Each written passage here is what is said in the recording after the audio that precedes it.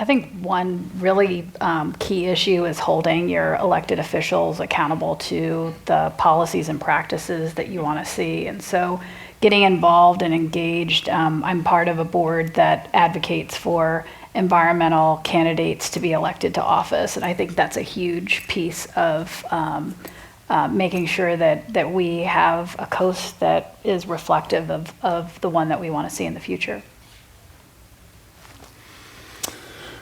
I guess in this issue, I'm really reminded of these questions of scale and the connections between local impacts and global effects, the connection between the Western Arctic ice sheet and, the ports of LA and Long Beach, and also the connection between our own local actions on climate and how that can add up to global effects as well. And I think it's clear that we have to stop emitting greenhouse gases.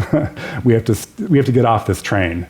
And yes, we are committed to a certain amount of sea level rise because the climate system is adjusting to past increases in greenhouse gas emissions. But we can really reduce the risks of big catastrophe if we take measures now to reduce greenhouse gas emissions, and that can add up globally. And if we start here in California and we make it happen here, it can scale. So that's my message to people. I think I'm going to go big and philosophical. That we have to be aware as individuals that we're part of a social contract and that we don't exist as independent actors. Mm-hmm. And I think having curiosity about all the different ways that public infrastructure supports our lives is a really key part of that. I think many people go through life without any sort of questioning or curiosity about that, and believe somehow that that they exist independently and should be able to do whatever they want.